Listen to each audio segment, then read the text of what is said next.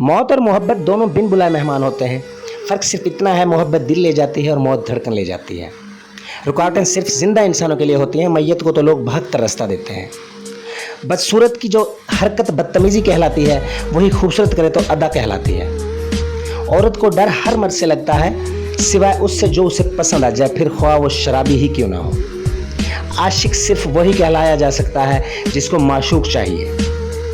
हर रात नींद ना आने या बेचैन होने का मतलब यह है कि तुम्हारी दो में से किसी एक चीज़ में ज़रूर इजाफा हो चुका है, और वो है ईमान की दौलत या दुनिया की दौलत।